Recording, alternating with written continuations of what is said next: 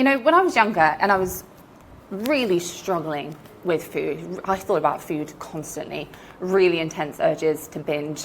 My appetite was all over the place. It was just an absolute mess. I thought that I just like food too much, or I just get a lot of cravings, right? There's just something inherently wrong with me when it comes to food.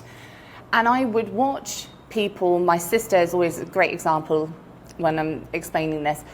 My sister would just eat freely without over or under eating. She did not have a problem with food at all. She was weight stable and she had little urge to eat outside of physical hunger. She barely thought about food. She was too busy doing her life. Like, she was good. She had a healthy relationship with food. My dad was the same. So was my mum. Everyone in my family had a healthy relationship with food. A lot of my friends did.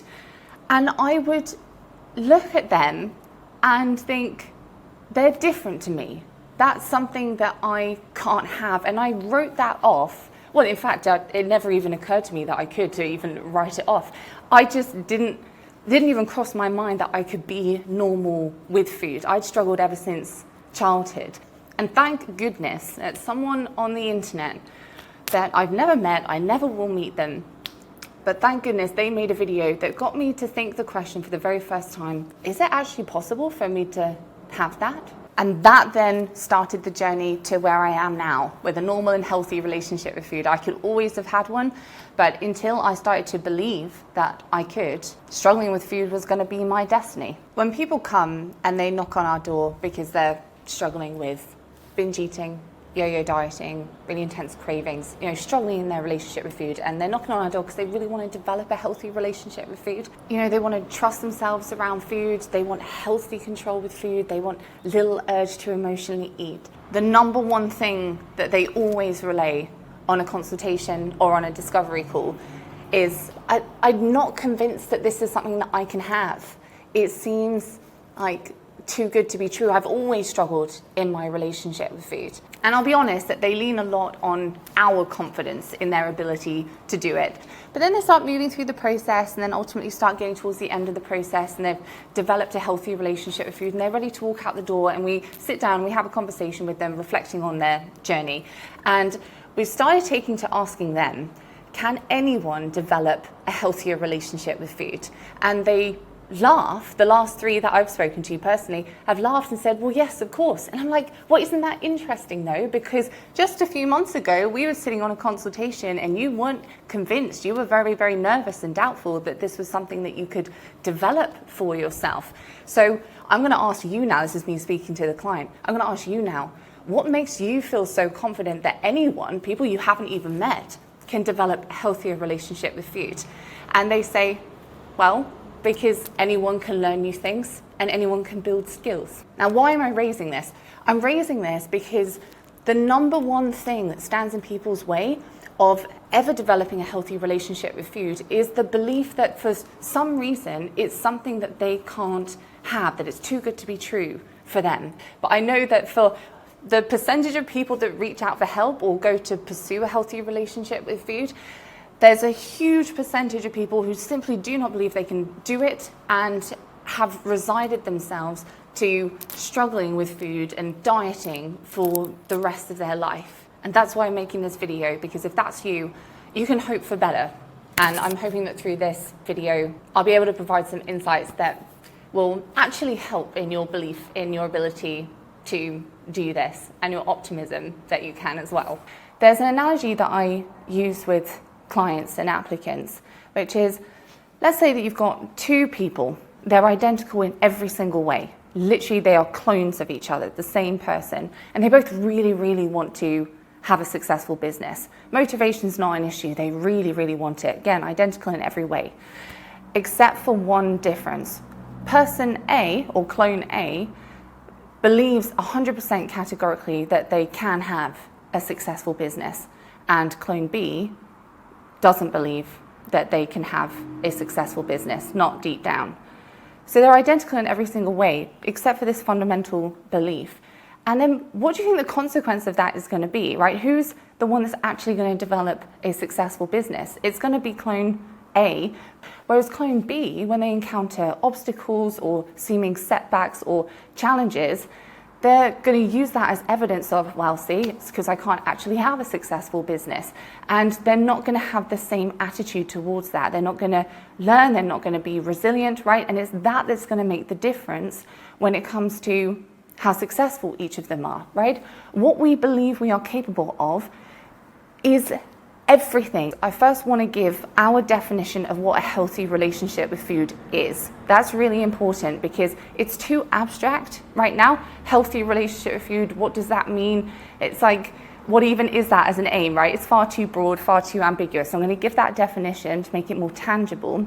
And then I'm going to go through the main reasons why people who are struggling in their relationship with food, in my experience, binge eating, yo-yo dieting, really intense cravings, and they've been struggling for a while, you know, over a year, over 2 years, why this belief of I can't have a healthy relationship with food tends to arise. Okay, so this is our definition of a healthy relationship with food, okay? Firstly, it's a bit of a mouthful, stay with me. Firstly, it means having a balanced physical appetite, which is appropriate for your body's needs. It means being able to hear the full range of your appetite cues and be able to respond to hunger and satiety most of the time without using willpower. So none of this, oh, am I hungry enough to eat yet? What level of hunger should I be in order to eat? Should I eat yet? I'm not sure. Am I satiated enough yet to stop eating? Am I full enough? Do I need to put my fork down now and kind of leave the table? None of that. You breathe in and out all day, and most of the time it's subconscious. You just trust your natural urges to do that, and you can hear them, so to speak, right? And you don't have to use willpower to follow that. That's what I'm referring to similarly when I say be able to hear your appetite cues and respond to hunger and satiety most of the time without using willpower. Next, it means being able to eat freely. So going about your day, no tracking, no analyzing, no counting, eat freely without over or under eating in the bigger picture. I'm not necessarily talking about meal to meal. And what I mean there is when people have a healthy relationship with food, you know, sometimes they don't eat when they're hungry because they're busy or they're in a meeting. And sometimes someone with a healthy relationship with food will eat past the point of satiety because they're really, really enjoying the food, or it's Christmas or something like that, for whatever reason. So it's most of the time. Next, it means having little urge to emotionally eat. So it's little, not none. You know, we consider some emotional eating to be perfectly normal and healthy, right? You know, on occasion, I'm going to eat a bit of cake. I literally just did it this morning. I'm not physically hungry, but I fancied it, and it's not a big deal, right? A little urge to emotionally eat. So those urges rarely even come up. There's nothing to fight against. Next, it means being able to enjoy any foods that you want to enjoy without a fear of losing control. It means trusting yourself fully around food. So I want you to take a look around where you're sitting right now and pick any inanimate object that you see and ask yourself, do you trust yourself around it? And that will be a ludicrous question, and it's meant to be, right? When you've got a healthy relationship with food, invariably, if someone were to ask someone with a healthy relationship with food, do you trust yourself around food? Invariably, it would be an equally ridiculous question to ask. So that's the level of trust I'm referring to. It means having healthy control with food. So not this sort of forced, rigid willpower, just got to white knuckle it through the day type control, and not feeling out of control with food. Healthy control. And that's the kind of control that you might have seen other people elicit and be really confused about what it is that they're doing. It's the ability to make peaceful decisions around food from a place of self-care, not restriction. So it might look like I fancy a bit of chocolate right now. Oh, but actually dinner's going to be in 30 minutes. I'd really like to be hungry for dinner. So, okay, all right, I'm going to leave the chocolate for now, and I'm going to be hungry for dinner. If I want the chocolate later, I can have it. There, you see, it's just a choice being made peacefully. There's no willpower involved with it. And importantly, it's from a place of self-care, not restriction. They have permission to eat the chocolate. They do, they can. No rules associated with it. They're not going to feel bad about themselves if they do, but they're choosing not to from a place of self-care. And lastly, it means tending more towards nourishing foods because you want to eat them, not because you think you should eat them. So that's our definition of what a healthy relationship with food is. That's what we help our clients towards. It may still not make perfect sense. You may still not feel like you can try it on entirely, but I hope that it helps some towards that, because one of the main reasons why people who are struggling in their relationship with food, in my experience, don't believe that they can have a healthy relationship with food is because it's some mystical, abstract type concept, and you can't conceptualize or aim for or believe you can have something or do something where you can't make sense of where it is that you're even going, you know. And now that you have that, let's explore the key reasons that we've seen in our experience as to why you may still feel like, oh, that's fine for other people, but I can't have that. I don't fully believe that I can do that. That seems too good to be true for me. And this is one of my biggest pet peeves, is people thinking that through no fault of their own, that having a healthier relationship with food is, you know, reserved for other people and it's too good for them. You know, it'd be wishful thinking to think that they can have it. And that would be totally reasonable for you to not pursue it, because why would you want to put effort and energy into something that you're not really sure will work out? You know, I wouldn't. So the first main reason why you might not fully believe that you can have a healthy relationship with food is because you may look at years potentially of seeming failed diets and think, well, that was about food. That was about trying to control food and get my eating in check. And I kept failing at that seemingly over and over and over again. And this journey towards a healthy relationship with food, that looks like it's about food as well. So I'm going to superimpose my lack of trust in myself here onto this journey where it doesn't belong. Developing a healthy relationship with food is what we say to applicants all the time, is far more like learning to play an instrument, learning how to improve your communication skills, learning how to cook, or learning how to write, than it is like going on a diet. Over time, the more people that we've supported to a healthy relationship with food, the more obvious that it became that developing a healthy relationship with food is like developing one big skill. Much like if you were going to learn to write a novel, learn to be a novelist, that's an overarching skill, being a good novelist, right? And it's made up of lots and lots of little mini skills. You got to build it up. You can't just be a good novelist, as it were. That's too abstract. It's too up here. You first need to learn, you know, punctuation and spelling and character formation. And I'm not a writer, and this is really going to come out now. I've got to stop using this analogy. But do you see my point? It's one overarching skill made up of lots and lots of mini skills. And the more that we've worked with people to develop a healthy relationship with food, the more apparent it became that this journey is just like that. And that's why we teach it in this manner now, as a skill made up of lots and lots of mini skills. And if you believe in your ability to develop new skills, then believe in your ability to develop a healthy relationship with food. It does not require willpower. That's diets. It doesn't require rules. That's diets. There's no succeed and fail black and white thinking, right? You're learning and skill progressing. Succeed or fail black and white thinking, that's diets. I know that if you come from a long history of trying to control your eating through willpower, then you likely have very unfairly, but in a very real way, eroded trust in yourself. And it's completely understandable that you might look at a journey towards a healthy relationship with food and think, well, that's about food. And I've proven that I can't do that, and I shouldn't be hopeful about that because of all this over here. So it makes good sense to assume that I'm going to fail at this other journey. But if you superimpose that expectation of failure and that lack of trust with yourself onto this journey of developing a healthy relationship with food, then that's like being like, I really, really want to learn to drive a car. I desperately want to drive a car. And so you go out and you get a bike and you're there pedaling hours and hours and hours a day, and you're like, oh, I still can't drive a car. So you get a scooter, and there you are, you're scootering hours and hours every day. And at the end, you're like, oh, I still can't drive a car. So you get some rollerblades, and there you are, blading around, practicing hours and hours a day, and you're like, oh, I still can't drive a car. What's wrong with me? Obviously, I can't ever learn to drive a car. And it's like, well, no, hang on a second. You weren't actually learning how to drive a car. If you want to develop a healthy relationship with food, but all you've known and all you continue to do is try to enforce willpower some way, somehow to keep your eating in check, then you're not learning how to develop a healthy relationship with food. You're trying to go on the healthy relationship with food diet, that's what I call it.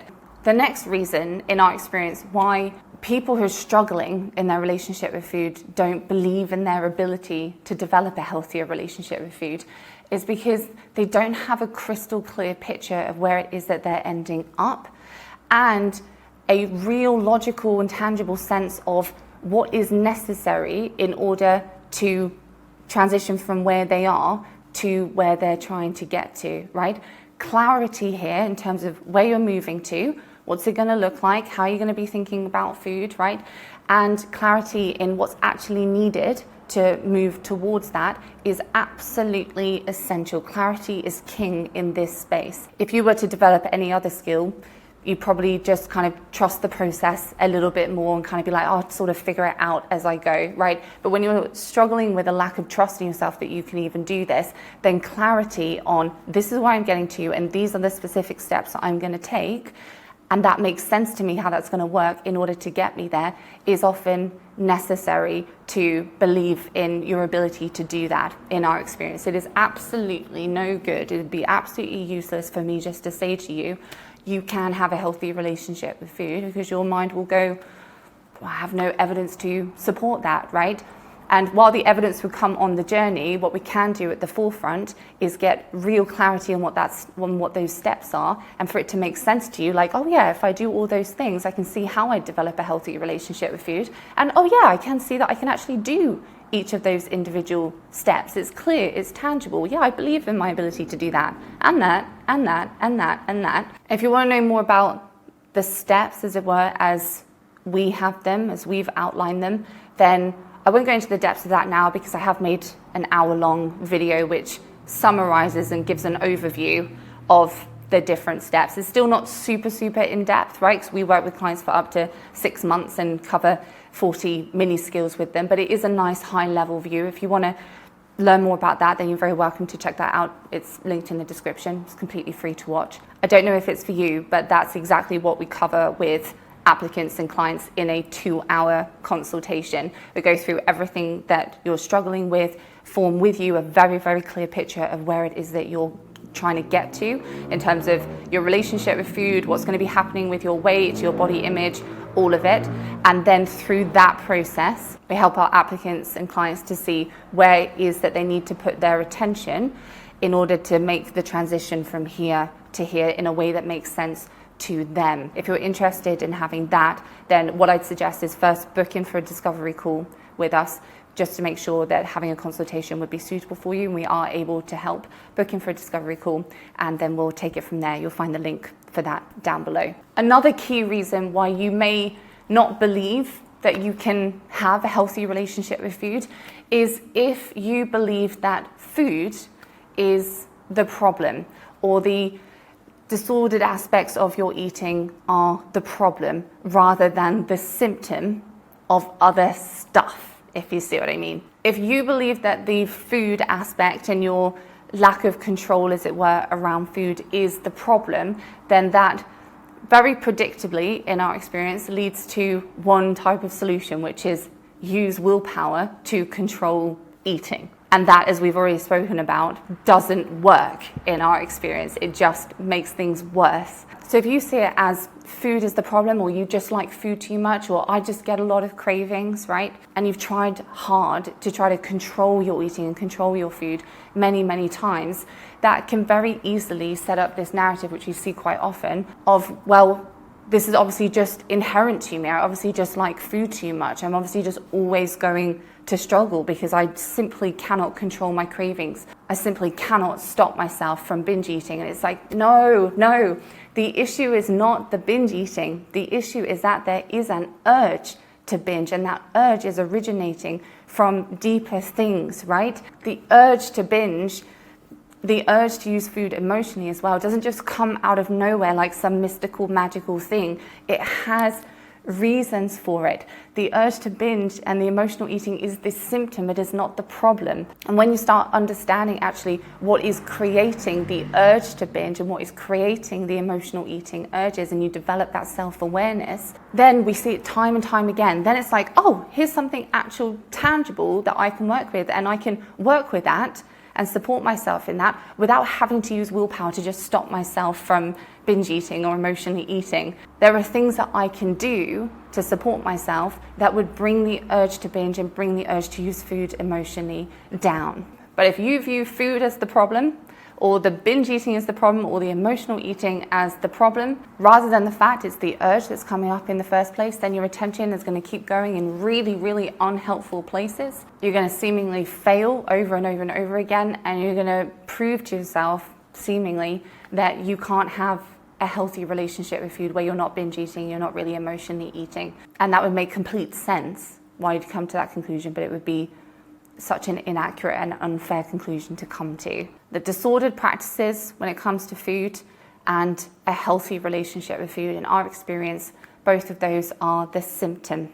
And you know how earlier I was saying, if you look at all of your kind of failed attempts to diet or lose weight or control your eating or control your binge eating in the past, and think, well, that was about food and this journey seems to be about food, so if I couldn't do that, then I can't do this. And I was saying that they are completely different things. That's comparing apples and oranges.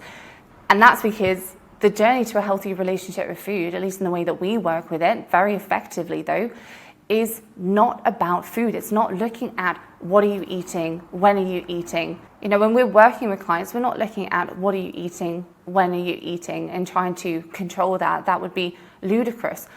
What you're eating, when you're eating, how you're eating is the symptom of other stuff. So focus on the other underlying stuff, and the what you're eating and when and how will take care of itself. It is the symptom. Okay, so in summary, if you don't believe fully that you can have a healthy relationship with food, then that will likely become the reason or be the reason that you aren't able to. So it's a big deal, this belief. And we've gone through why, in our experience, this belief is there. And the three main reasons are, one, not having clarity on what a healthy relationship with food even is. If you don't have clarity on that, then it's almost impossible for you to imagine being able to achieve it, right?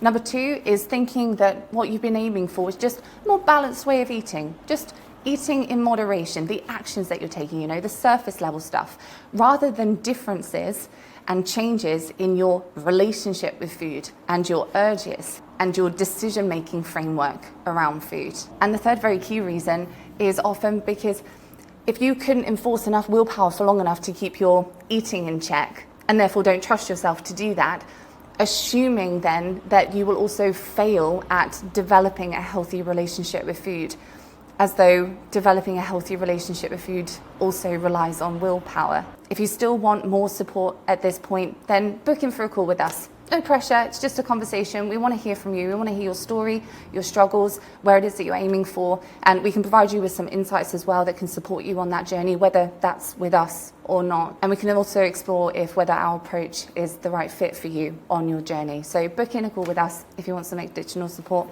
and we'll speak to you then.